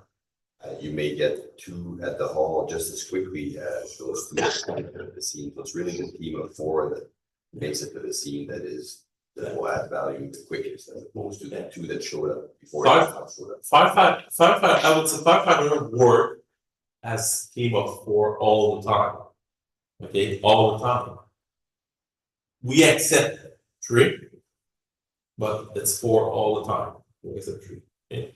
So if we are on scene when we have to do something, yes, okay, we need to do ventilation on the roof. So it will prompt the ladder on his way. Your mission will be ventilation with wet. That's it. So all the staff will get ready when we show up on scene right away. Bonsoir. Okay, it's the way we should do. Okay, everything is. So the word of freelancing is forbidden. Freelancing, everybody do their own. Yeah. And it's one commander person consider. Good. I answer? Okay. Okay, here it's the response time. Again, each time I'm talking about response time, you can challenge me and challenge the data. Okay. Because like I said, nothing is fair. So the first rule on scene and generally took 8 minutes 50 seconds to be on scene. So on. Okay, for every time we add an IDH environment, which is an environment dangereux pour l'aider la santé, we need to get a minimum of 4 people. As an example, we're gonna call it's a CO call. People, their CO alarm work, and they have headache, okay. So, this is a potential IDH environment. We must respond as a group of 4. And the reason why we can send people inside without a team of 2 outside. It's like that in every IDH environment. So we are fortunate because all the time we have IDH environment. I did the analysis and we had 7.4 firefighter. And for non-IDH environment incident, we have an average of 3.2. Financial resources, donc le volet financier, les données viennent de ma collègue ici, Madame Mélanie. OK. Le coût d'opération de la ville en 2023 était de 20 705 600 $. The fire department operating costs in 2022 was 1,922,000, almost 23,000. 9.79% of the town budget was affected for fire. And cost per capita was $271.14. If you see a cost per capita, 2020 was $246. They increase and reduce. So cost per incident 14,000 and operating cost it's $290. So is there any questions? Comment. Could you, when you do this for the next report, is compare that to other municipalities? You have the comparisons for response, blah, blah. How much cost, what is ours costing compared to Cochrane, compared to hers, compared to other municipalities? On the total budget and then per capita. So you want that for the 2024? Yeah. You will get it. Yeah. It's just to have an idea. Yeah. If you do it in several other places, but you don't do it here. Yeah, that would. Even with just some of the reports you've made yourself, in terms of all, there's a good spectrum of larger, same size. Yeah, you will get them. So question, I think that's what we were asking, is the offset of evacuation. Yeah, is it possible that the 23 numbers are skewed just by the offset of salaries from evacuation? That's shared. It's only, well, it would be the overtime that would be in another account. And so. But But if for you- firefighters, they don't necessarily like, it's usually the firefighters on shift, so I don't think that. Well, we were using them for security downstairs, right? Yeah, but they would be on shift, right? It would be the regular hours. Those regular hours. Those regular hours are still billed, but they're not accounted for in a separate account. Okay. Fair enough, so it's good, it's a sheer number. It's only the overtime that was really accounted in the emergency management.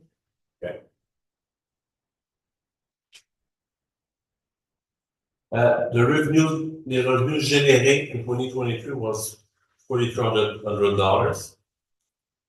Probably from the sale of, Smoke alarm and so on. And burn permit. Ici, c'est des statistiques à propos des véhicules. Si on regarde, je vais juste pointer, ça c'est les kilométrages faits. Les véhicules d'intervention font jamais beaucoup de kilométrage. A pumper doesn't drive a lot, but each time the pump water, the engine is running. Okay, and if I remember, and I could be corrected by an engineer here, when a pumper pump water, it's the equivalency of climbing an hill of 10%. Don't quote me. At work, whenever we have the PTO win, it's just calculated hours. Greater weeks. And it's hour for hour, just. But a pumper or the ladder, we have a video for the ladder. Yeah. These two trucks, okay? First of all, the pumper doesn't have any PTA. It's another transmission. Okay, and we can do the numbers for the pump too. Okay. The ladder has a second transmission for the pump and a PDO for the real part. But both can be captured. So do you consider 5,000 hours a lot for a pumper? C'est dans la moyenne. That's within the average. Dans l'équipement industriel, il n'y a pas beaucoup d'heures. No, I know. Et c'est des moteurs semblables. I know. This, if we talk about this truck, I think I should reserve that for the budget. But this truck doesn't meet the needs at all. Not anymore. And I'm not saying we need to get a brand new one. That's not what I'm talking about. I did not say that. Okay. This is number of calls that was responded per truck. But why does it not meet requirements? Because we can't get all the equipment on it. Because we can have 400 or 500 responding to the call, so that means we should have put 2. We should. So you need trailer behind. Good idea. I like it. But well, I'm not saying I'm gonna get. I was getting at, is it because it's too old, too many hours, but you're saying it doesn't meet requirements? Yeah. From the get-go. Normal's, I think is aligned with the plan that Pat had in terms of reducing the fleet size. Fewer vehicles, but have them more functional, doing more things. We lose the rescue vehicle, and that the task of the rescue vehicle would be incorporated in the other vehicles. And the ladder is probably here to stay for a long time. It's the other two that could be more play that matter. Just need someone certified on. It's coming. So number of calls that was responded by each truck. Okay. So, and here we did some analysis. You know, the age. Le coût en carburant, le coût en réparation, incluant les assurances aussi, le nombre d'appels répondus, donc il y a le coût par intervention, le coût par kilomètre. That's mean we're able to track how much these people got. So, just so you know, before I got question, the ladder truck, il est encore bon au moins pour une quinzaine d'années sûres. Okay. Just so you know.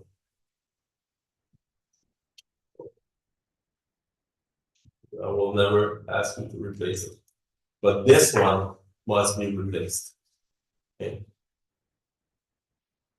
What's the price of that one? Brand new. Brand new? Now, brand new, we could get, all depends, and I will not go to this extent, but you could get a bumper for 1.2 million. But I will, we'll have a different conversation. Okay. This one is a tanker. Yeah. And this one, that's the rescue. Yeah, this one, this one must be replaced. Need to be rescued. Yeah, and also if someone want to bring a nice pickup truck, the fire prevention pickup truck, is out of order, so celle-là on pourrait. Ben oui, c'est It's ça. gonna go in Paul's, auction. Ouais, ouais, c'est bon. So, Ouais, c'est ça. Ouais, c'est ça. Ça, c'est les activités communautaires qui ont été faites en 2023. Il y en manque peut-être. Donc, si les pompiers ont participé. Quand je dis les pompiers, je ne fais pas de différence entre volontaires ou à temps plein. Parce que c'est le service. C'est les activités que les pompiers ont participé. Au niveau du programme d'évacuation, les pompiers, selon l'information que j'étais capable de catch,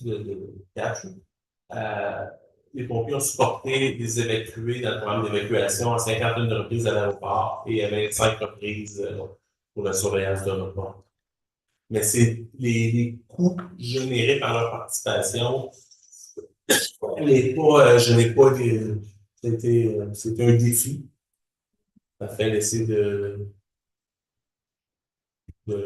d'identifier, mais c'est à l'intérieur des données de la collègue.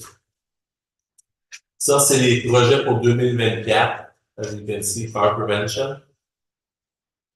So I'm working on low risk inspection program, okay, and public education. And that's going to be in place for 2025. And training. The two different programs for training. Questions? Des questions, des commentaires? Who all volunteers get called at the same time? Same it's 2 seconds after. But your question is, if they're tiered, the call outs? Yeah. No, Yeah, it's like all volunteers get the qualifications same or- call, right? You all get the same call and at the same time. Yeah, 2 seconds after. Yeah. Thanks for a great report. I've never seen a report so detailed and really shows a few things that we have to do. Appreciate it. Si vous pouvez passer vos félicitations pour le directeur général. Ouais, merci. Je termine l'approbation le 15 octobre. On est enregistré.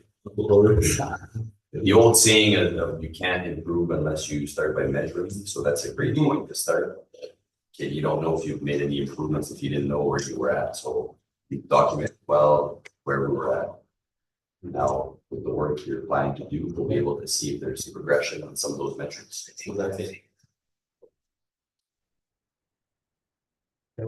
The annual report is, it's a critical first step into making informed decisions about public safety, about resource allocation, strategic planning, so that's our responsibility to ensure the fire department operates effectively, efficiently, and in the best interest of the community, so thank you for j'apprécie d'avoir fait avec J'ai aussi la forme de la France. I think Norman in 30 years, I don't think I've seen so detailed a report in maybe length for allowing this to happen. No, I commend you on the work that you did. Dans le rapport annuel, est-ce que, madame, pour vous retourner au rapport descendez s'il vous plaît. Donc, dans le rapport, pas la présentation, le rapport. Je sais, descendez. Non, arrêtez, remontez un petit peu. Je suis mal, chien, regardez, je suis très fier. En regardant la photo, je suis fier. Oui, on voit ça. Ouais, il y a un portrait de Montréal à la toile. You do have class. With it, wang. Okay, what about? Cool. Any other questions? Come out that. Very good. I've never seen that much information and understandable information. That's the biggest part. Thank you. Good. Yeah, good report, easy to understand too. There you have it. Cool. That's there are no further questions or comments. Anthony, anything else? No. Minister of Director Services? We'll move on. I just heard this presentation twice and it was well done both. But Thank you, everyone. So moving on to the second agenda item, the minutes from the Protective Services Committee meeting that was held on September 11th. There were two items on the agenda that day, one of which was to get a preview of this report, which everyone received tonight. And the second was to review a proposal to reestablish the tiered response agreement with the Cochrane District Social Services Administration Board, focusing on a coordinated response between the fire and the paramedic services for life-threatening incidents. So under this agreement, the fire department would provide support in medical emergencies by offering basic life support, gathering patient information, assisting with extraction, and reporting key details to paramedics. So it was emphasized that these responsibilities would that fire protection would take precedence over medical responses, but because the fire department wouldn't always be available. But the fire chief confirmed the department's capacity to support these types of incidents and handle this additional service. And so the committee recommended moving forward to reestablish this agreement. I just want to, oui, je vais ajouter un élément. Tantôt, j'ai parlé du taux de productivité de 0,76. That means 0.76% of the time, staff are almost unavailable for something else. Almost. That means we have capacity to increase, to provide better level of service. So this will be coming before us once the terms of an understanding of what that agreement would look like is ready for review.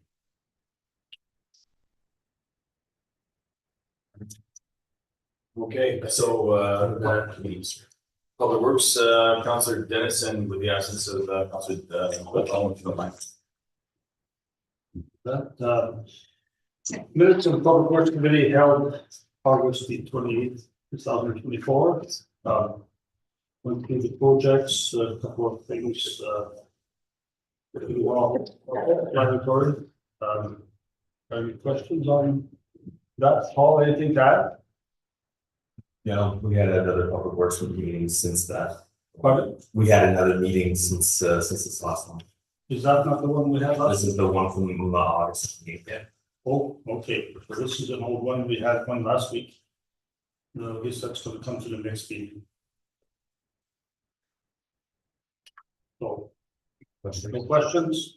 I think that's for Public Works. I am totally sorry, I leaned on Elder Dennison, it was you, Councillor. That's okay, sir. I apologize. He was great up the power line. Economic Development, Community Wellbeing, Councillor Dunn.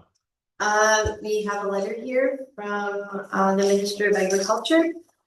Here in Maryford, I am pleased to share that the governments of Canada and Ontario are investing up to 1.5 million in our new agriculture workforce equity initiative to help minority groups start and grow businesses in the agri-food sector. Funded through the Sustainable Canadian Agriculture Partnership, we can provide grants of up to $100,000 to support agribusiness ventures led by underrepresented groups, including Indigenous peoples, to SL LGBTQ+ people, persons with disabilities, youth, women, or members of French linguistic minority communities and such. I was at ACKNOW last weekend, and they did have a presentation from agriculture as well, and it seems to be very interesting what can come of that. So there's potential for good things there. Any questions about that? Right. Library board meeting minutes. They had a great summer. It went well. It was my first meeting at library. Things are going well there. They did request some supports to purchase new computers. Their computers are more than 10 years old. So maybe a couple of computers and a laptop. I think that we are in the process of looking into those kinds of things. So thanks to Chantal, she verified that rec grant that we've been talking about, Yeah. maybe not the best place for that, but she's investigating other grant opportunities that she can share with and with you when it's identified. Yeah, 10 years for computers is pretty old. So and they're used a lot. These are the computers that are for the public. Wait, like. I just wanted to add that we did have our truth and reconciliation activities down by the river on the 29th and the 30th. And the turnout was extraordinary. Over 1,000 people came through. We had beautiful weather and teepees were up, and the town supported that event well. So thank you, Tammy, and Public Works people, and it was really great. Thanks for attending on behalf of the welcome. I was there. It was great. So yeah, thanks. That's it for me. All right, health and council comment. Yes, we have a request from Hope Air. Request to provide support to Hope Air by means of resolution addressed to our local MPP regarding funding from the Ministry of Health to maintain its medical travel program for Northern Ontario. The recommendation that council support by means of resolution and to forward this resolution to equal joint Muskegwak, James Bay. Whereas Hope Air is a charity that arranges free flights and accommodations for low-income Canadians and specifically Northern Ontario who require medical care in location far from their homes. Whereas access to medical services is a fundamental right, and many individuals living in remote and rural areas face significant barriers in receiving specialized care due to the high cost of travel. Whereas Hope Air has been instrumental in reducing these barriers, providing life-saving support to Ontarians by ensuring financial constraints do not prevent individuals from accessing essential medical treatments. Whereas provincial government funding is crucial to sustain the expanded availability of such vital services for residents, particularly the underserviced rural and remote areas. Whereas Kapuskasing Council recognizes a vital role that Hope Air plays in supporting the health and well-being of Northern Ontario residents in need of long-distance medical travel. Now, therefore, be resolved that Kapuskasing Council formally supports the efforts of Hope Air. Be it further resolved that Kapuskasing Council urges the Ministry of Health to consider and respond to Hope Air's request to provide dedicated funding to Hope Air to ensure the continuation of medical travel services for low-income and vulnerable individuals in the province. But it further resolved that this resolution be forwarded to all affected municipalities, specifically the Northern Ontario Finum, Kibogoy MPP for Muskegwak, James Bay, and the Ministry of Health to support Hope Air in securing modest funding to maintain and provide medical travel for residents in need. I would just add that you would circulate the OMA on that as well. Although we haven't had a recent meeting with a new chair of the OMA, and I think that's it's a good place to send it as well. Just further to that, we brought it up at the phenomenal board meeting that we had last Friday, and it's going to come out in the press release. And it really, I know this is a repeat of exactly what was sent, or not exactly, but somewhat close to what we had sent probably 8 months ago, but they still have no response. And it's really difficult. And as you see in the letter, they're starting to cut services, and I think it's important. It's an important part of support services provided in Northern Ontario, so it's worth the effort, and it's worth an answer at least to the request. You know, and sometimes you say that no news is good news, so wait for it, but you know, it's just not coming. So they deserve at least an answer, so. Thank you. And number two is an FYI, approved minutes by the Board of Health of the Port Pine Health Unit meeting held June 13th, 2024. All I can say about that is the merger is going well. I mean, Dr. Cannon and her team are working extremely hard to get this whole merger happening, and it's going well. So,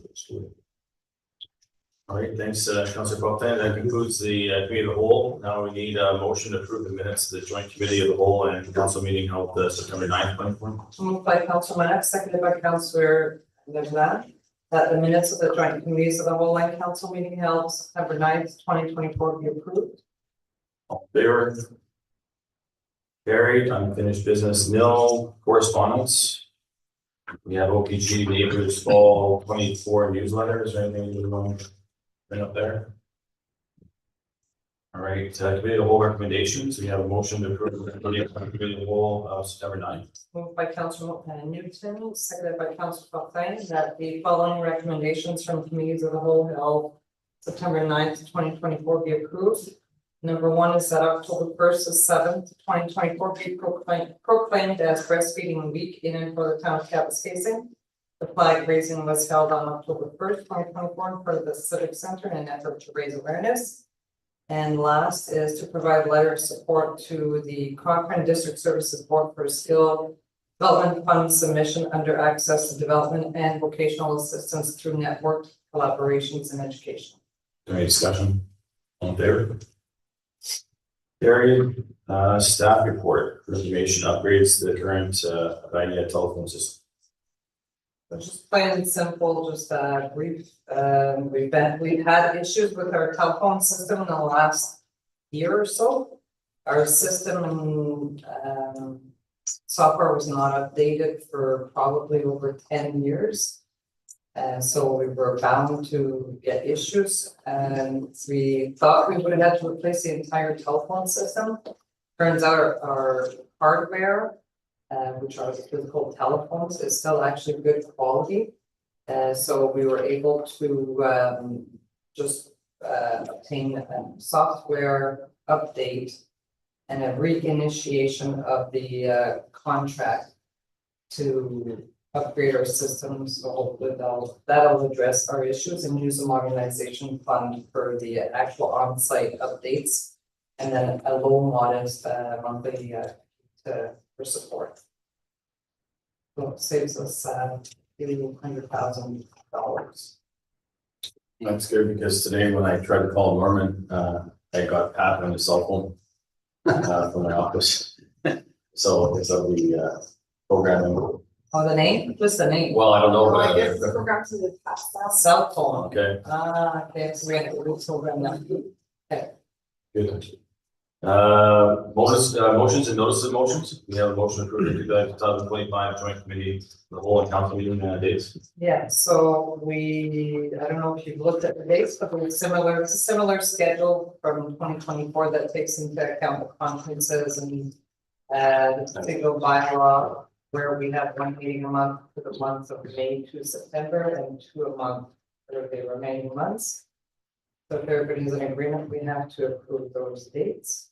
And if there's any changes later, we could. Yeah, it just gives us the opportunity to modify the schedule, but we have to advertise it the entire year. So that we moved by Councilor Munna, seconded by Councilor Dennison, that the joint committees of the whole and council meeting dates for the year 2025 be approved as scheduled and as presented. All in favor? Carried. General lines new business, nil. Do you want a motion for the whole air resolution? Yeah, you know, that there too, sorry. So exactly as read, with the addition of a certain claimant in the NOAA. And I would need a mover in a second. So let's move by Anne Marie, second by Ken. That's all. All in favor? Carried. General lines new business, nil. Bylaws, nil. Move to a closed session. Moved by Councilor Lejeune, seconded by Councilor Boateng, that council move into a closed session pursuant to section 239, 2A and 2B to inform council of one matter that deals with the security of municipal property and personal matters about identifiable individuals involved in the municipality risk management. All in favor? Carried. If we could just take a cool down break. Because I mean, it's really hot. It's not cooling down. Oh my god, it's just like, well, okay, would be nice.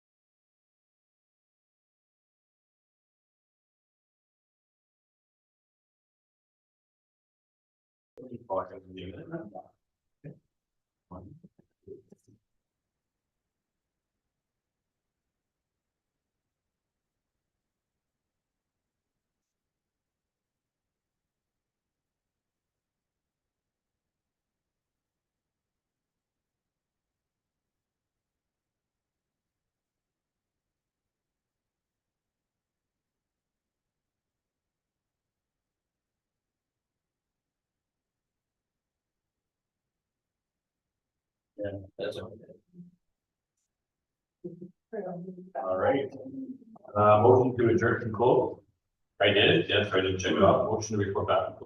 So we don't have a resolution or any direction from council, so there's no resolution. Okay, motion to return to a bylaw. Moved by Councillor Benson, seconded by Councillor Lebrun, that bylaw 4607 being a bylaw to confirm the proceedings of council.